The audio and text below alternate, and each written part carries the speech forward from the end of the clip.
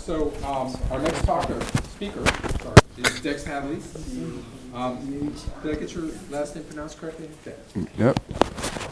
So he's been programming for a very, very long time. And he's, my wife would like to hear this because he went to UPenn and got too many degrees at UPenn to list. It included a master's, a PhD, an MD, and he's always been interested in computational aspects of biology. And so he's doing a very interesting project. Sounds fascinating, and I'm sure you'll agree that it's about crowdsourcing functional genomics of disease. And of course, it's the So let's hear from Dex. All right. Thank you very much. Does this just stay on me? It's an honor to meet Massimo. I feel very attached to him. So and thanks Richard for inviting me. And this is actually the first talk outside of Stanford I'm giving on this very rainy night.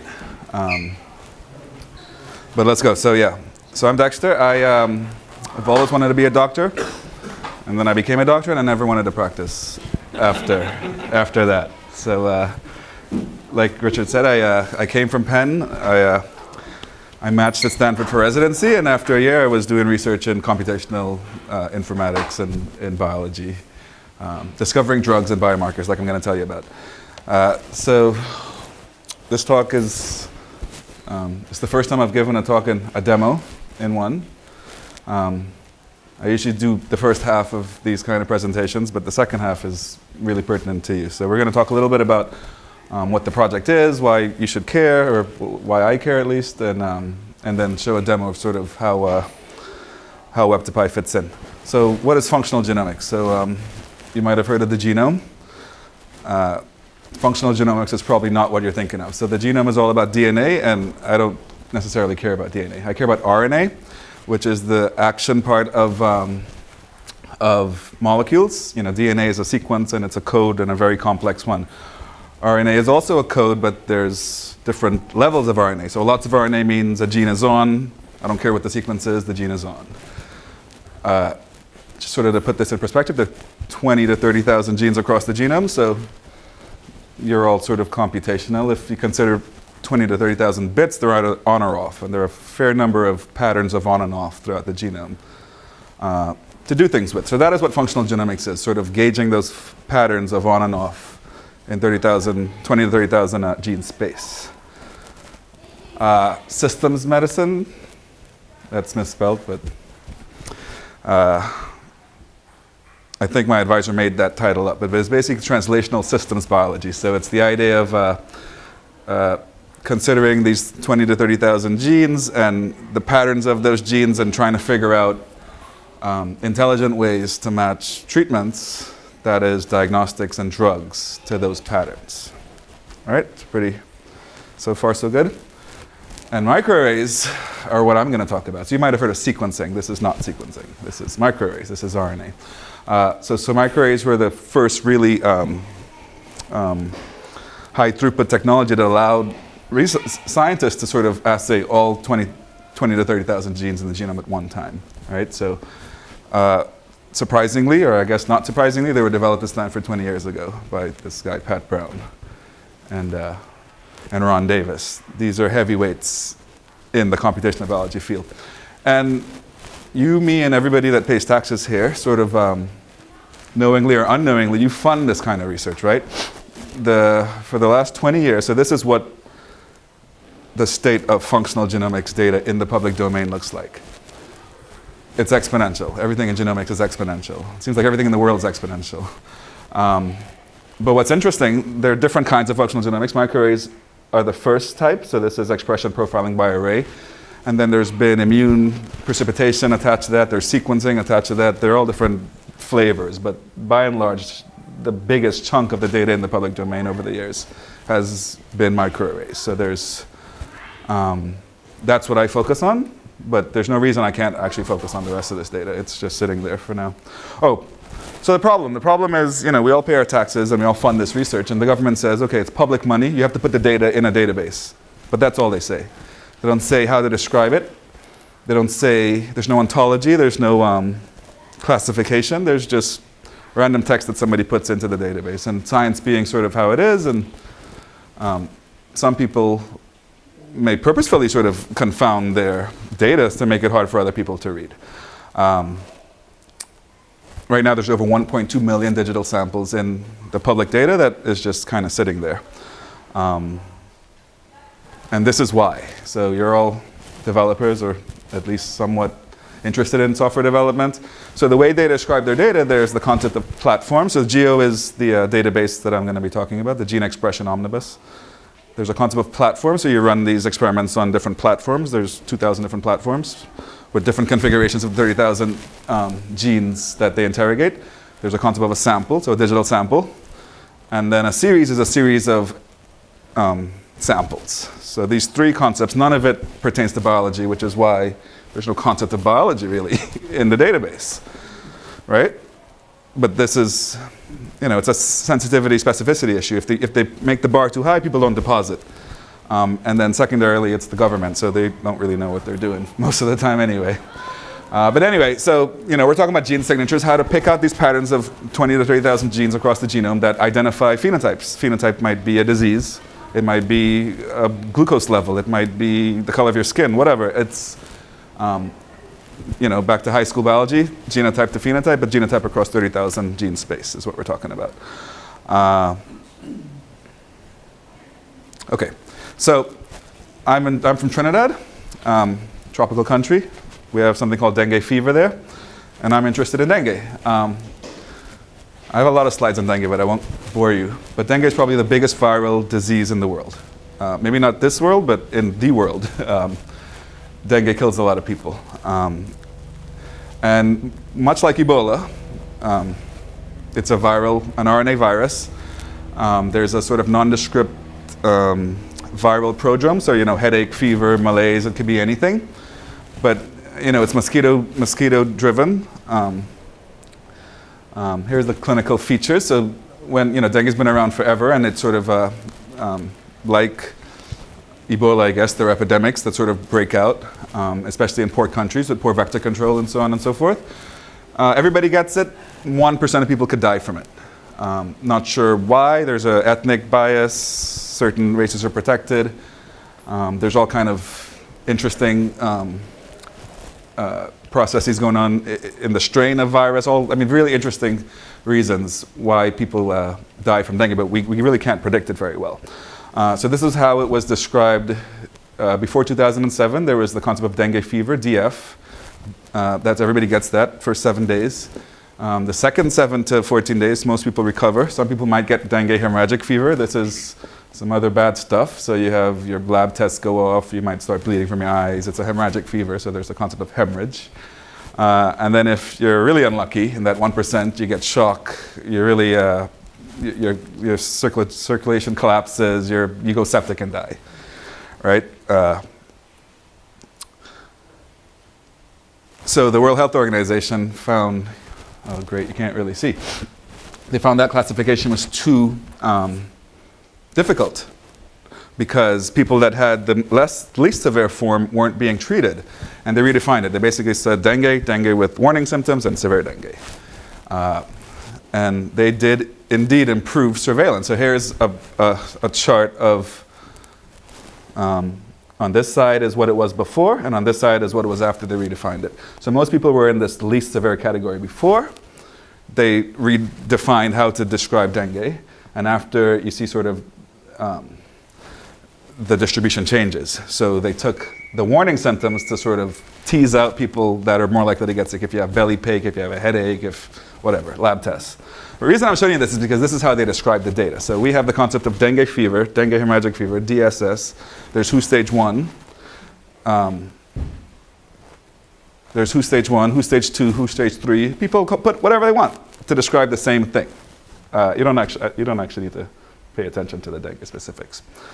But the point is, in developing countries, dengue can quickly overwhelm the health system. The treatment for dengue is fluids, but if everybody's showing up with a headache, feeling tired, and maybe a runny nose, how do you pick out the ones that really have dengue that could die to give the life-saving fluids to the people that just have a cold?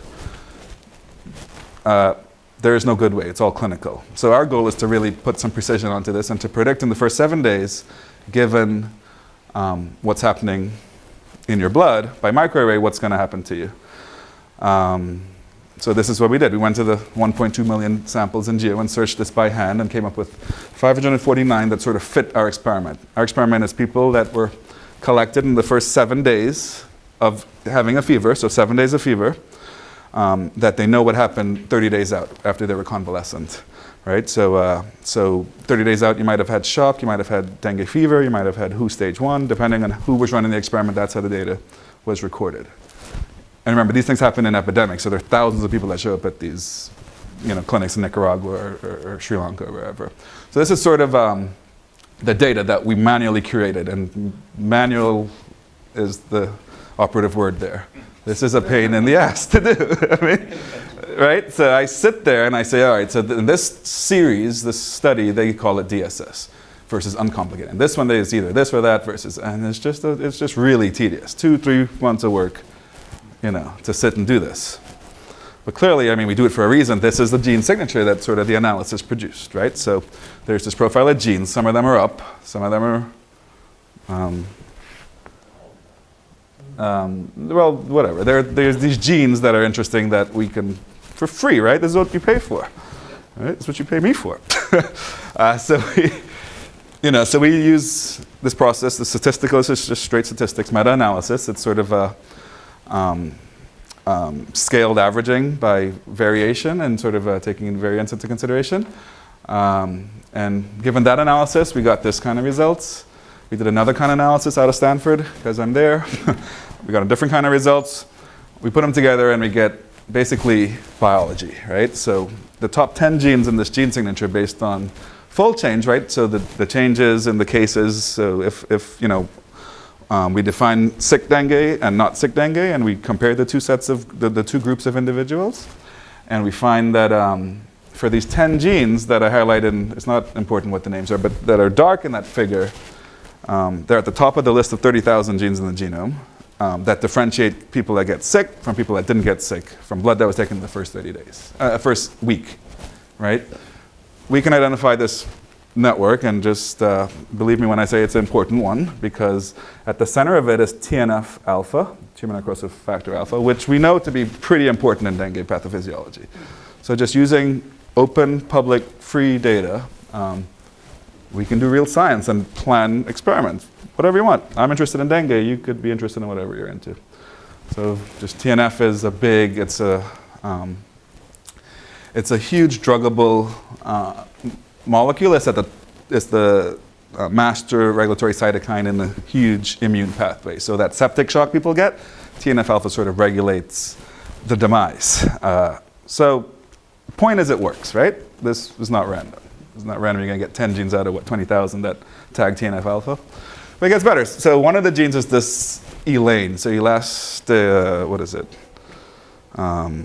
It's a neutrophil elastase. Yeah. One of the most significant genes. And this is a forest plot. It's basically the different studies, 1, 2, 3, 4, 5, 6 or 7 different studies. Late acute is basically less than 4 days when that sample was taken. 4 to 7 days. Early acute is less than 0 to 4 days. So I just described them differently. Point is, this shows the mean, so the average fold change. So it's a positive or negative. It's negative 2-fold change actually, so up or down. And the variation. So small studies have big variation, big studies have small variation, and it gives you sort of the average. So this is again a log 2 scale. So this is anywhere from 2 to 4-fold change in a test. You can go give somebody and predict if you're going to get sick from dengue, in the developing world potentially. And 15, 14 years ago, I guess, they actually validated this in Nicaragua in samples. So again, just real proof that you can do things. Now here's where it gets interesting. So again, the sort of cardinal idea is this gene signature defines and characterizes a phenotype, my phenotypes or disease. Well, people at Harvard have thought about drugs as a phenotype. So they've taken a bunch of cells there's this concept of this library of integrated network-based cellular signals, or signatures. They basically take a bunch of different cell lines and expose them to a bunch of different drugs, and then run a bunch of different microarrays on them, right? So we have disease signatures. All of a sudden now we have drug signatures. So if, and this is real data here. So this is dengue sorted in order of least to most positive top 100. I forget how many genes, but not that important. But this is the dengue, and these are the drugs that correct that disease signature, right? Bunch of drugs there. The one that sort of caught my eye from what little medical knowledge I have is this one. So this is estrogen, right? Estrogen is a pretty cool drug. It's sort of a side effect of birth control. Estrogen birth control is blood clots. That's why they tell women not to smoke. So you have this disease that's sort of putting you into septic shock, right? You're eating up all your coagulation factors, you're bleeding, and then you have estrogen that's a procoagulant. So interesting, right? And for free. I mean, the point is this is free. So. So I hope I've at least convinced you that this is pretty cool. At least I think it's cool. And what we really want to do is scale it. So I put that workflow, which took weeks to do the curation and the download. Everything is open. It just sits on an FTP server into this application, and that's where Web2PyB comes in. So I think now is demo time. Oh, feature directions. So all right. So I'm going to show you the application.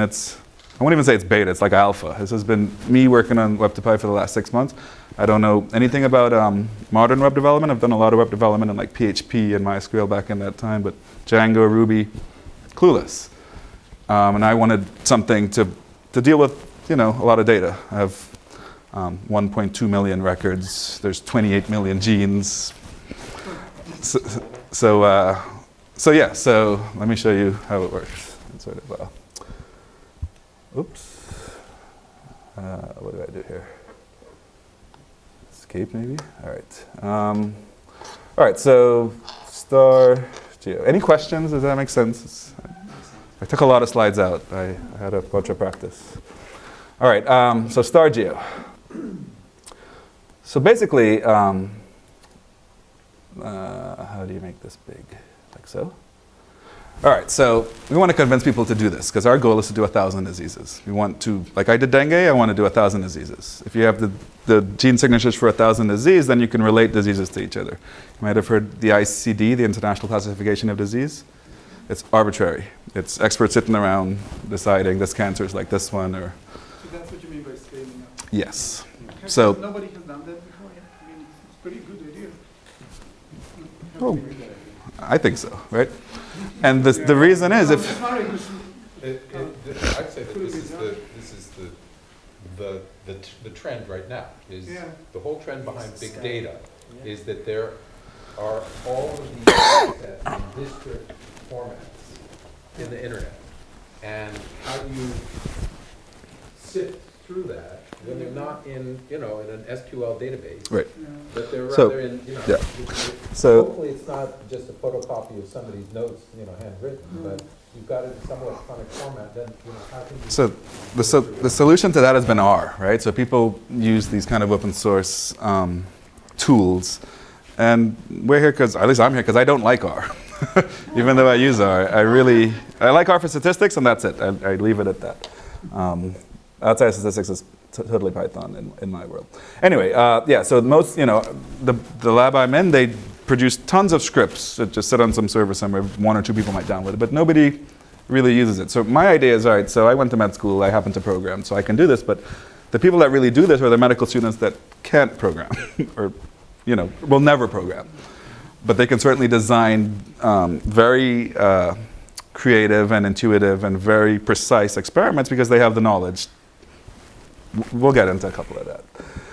So we really want to scale this and get medical students who are paper hungry to write some papers with us and help us write a paper on 1,000 diseases.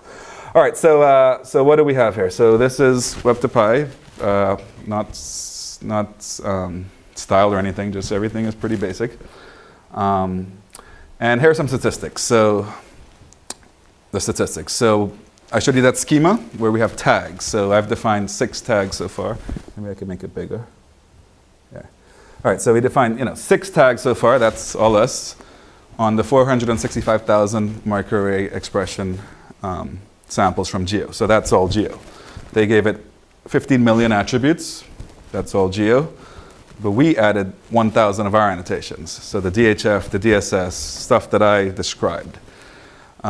Series or collections of these samples, so there's 11,000 or 12,000, almost 11,900. Series have descriptions as well, not as many. We also, so to make these annotations on samples, we just did 23 series annotations, and I'm going to go through that process. It scales very easily, and it's much better than sitting there for weeks. So here's some big data. So there's 1,600 different chipsets. So these experiments are run in chips. 96 wells, I guess, so 96 samples at a time. And there are 1,600 different configurations of genes for a total of 28 million total genes that I sort of mapped. Because it all comes down to the genes, right? The genes are sort of our currency. And this is how it works. So, you define these things. So one of my medical students is interested in ruptured cerebral aneurysms. For some reason, I work with a lot of neurosurgery-bound students. Yeah, so he's interested in ruptured cerebral aneurysms. So he went and tagged, this is what the data looks like. We can go and take a look. In fact, we will take a look. We'll do the dengue. I tagged DHF and DF for dengue for my experiments. And once you have some kind of control ontology, which I don't control at all, I mean, it's just sort of community described, then you run experiments. So my experiment for dengue is severe dengue versus uncomplicated dengue. It's basically, this is the definition, and my cases either have DSS or DHF, and my controls didn't get sick. I run it. It tells me I've done 2 so far, 227 samples we've tagged so far. So let me just take you an example. So let's do dengue. My biggest fear is it's going to crash, but I hope it doesn't. I give a lot of talks, but I've never really done demos. All right, so here's dengue. So here are the tags that I add. And again, what really attracted me to this is this SQL grid business. Again, I don't know much about web development, but this seemed pretty cool that you could get a grid with a model and 1 line of code in the controller, right? So that's what I figured out how to do, and I added all these little functions to do various things. So yeah, so this is 22 records out of, if you take it out of 11,000, pretty quick. So this little thing here is for my testing purposes. But if we go to samples, for instance, there are, so that was the series. The series have all these annotations. We really won't get into them, but there are 465,000 digital samples, and they're all here. And if I wanted to find the ones with dengue, I can find it hopefully in some seconds, in 0.32 seconds. There are 1,600 that have dengue. So you can't do this right now. You can't even search like the sample attributes in Geo. That's the first thing. So we made the search engine. And when the demo's done, I'll kind of show you how to figure out a couple tricks, how to deal. You called Geo and you put all the data into... I literally FTP mirror Geo. You're FTPing from Geo right now as you speak? 3 terabytes were done a while ago. So they just sit there and we update it every couple of weeks. Okay, but now locally, are you storing in a database locally? Yes. And So what? backend is Postgres. It's about a 10 gigabyte Postgres total when I look at the data, all the indexing and the stuff that had to be done.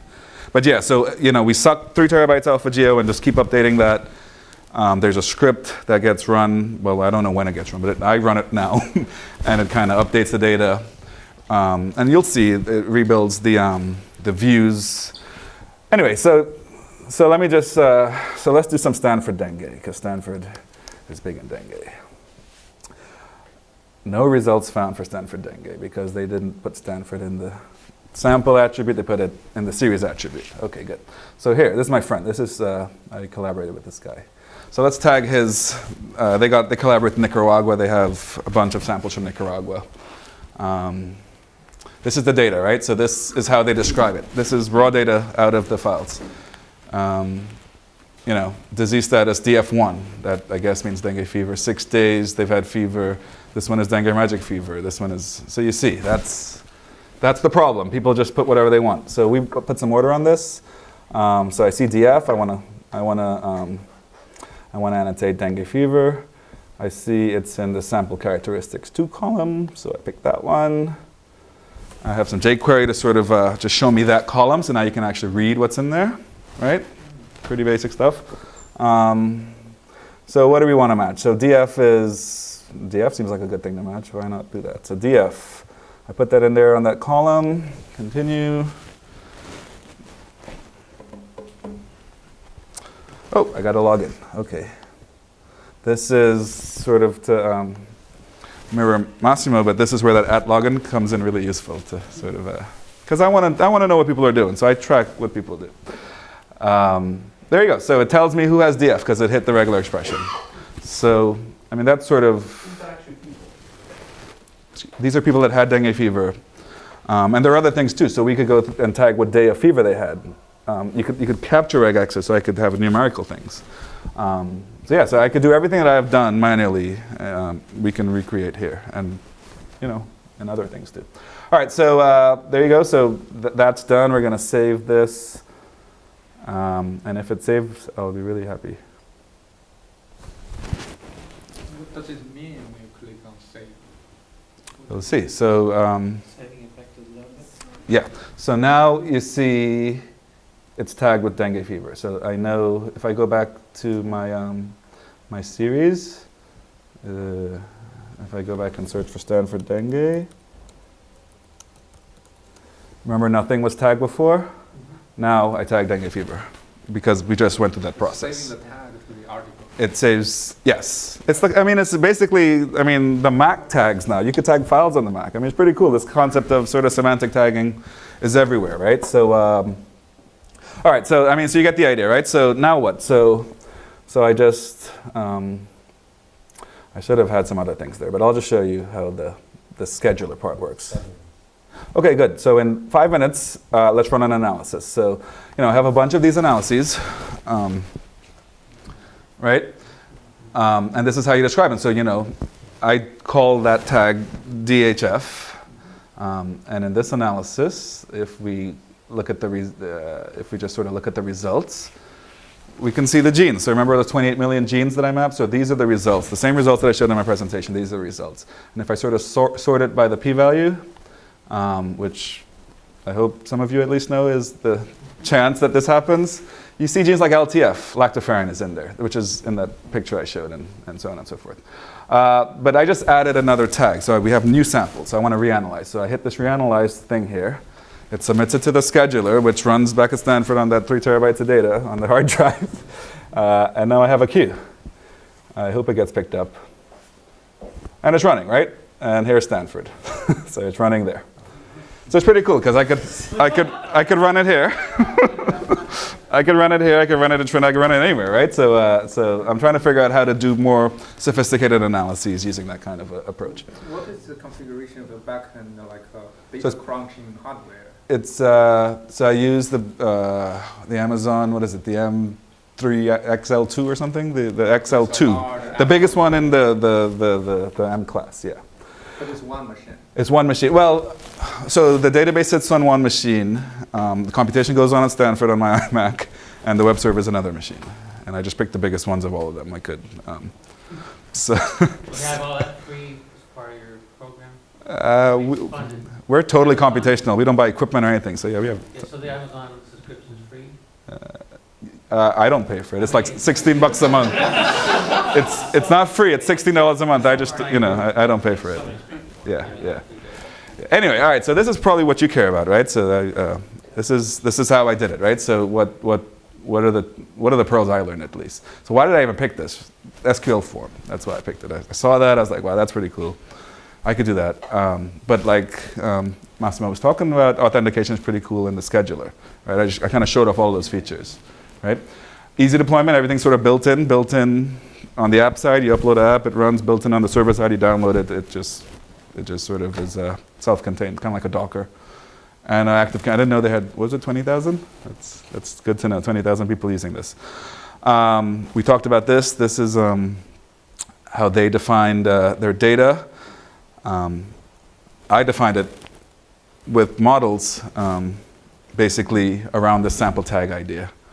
I mean, the full schema looks like that. So there's authentication tables. If you notice, there's a bunch of these tables just sort of hanging out here.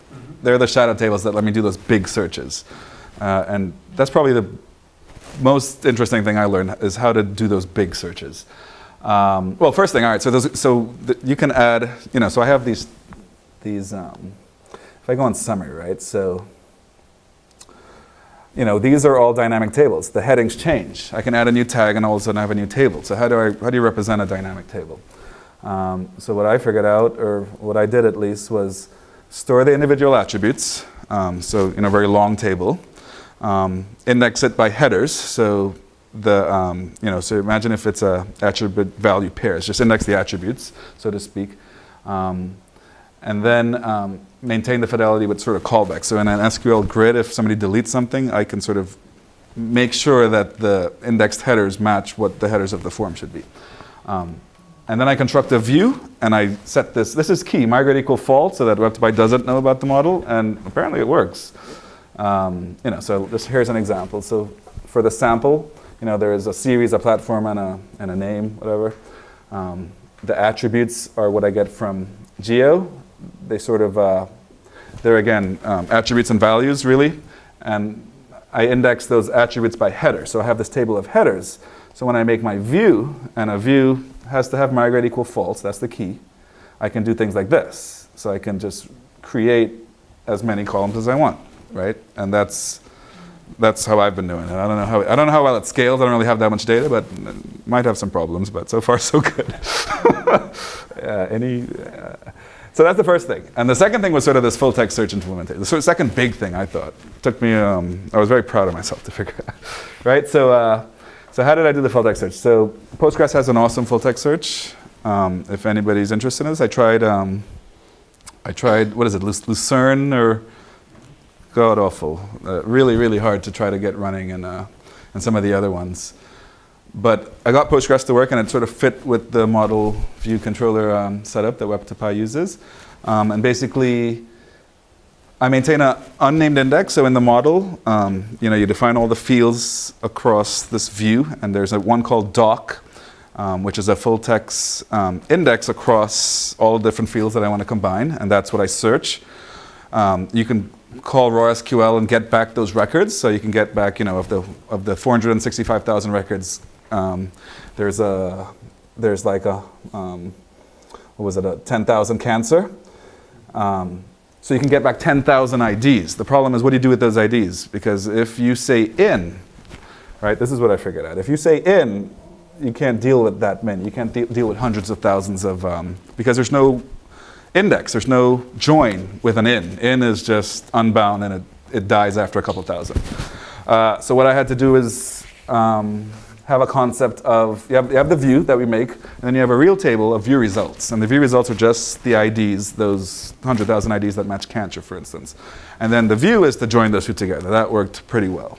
So the real database time, and to create the view, I do it all in the back end. So I call insert into results table, whatever the full text search query is, and then it's pretty quick. So I could search for cancer in seconds. The full text that you're inserting, is that an excerpt of the data that you've got from the geodatabase?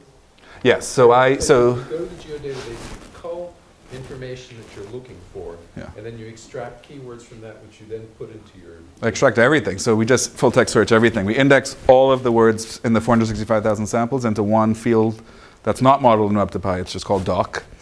But are you actually taking verbatim the text, or are you actually parsing the text? Postgres does the parsing. So Postgres does the lexemes or lexems, they call them. So like ES in English, for instance, it tokenizes the text, Okay.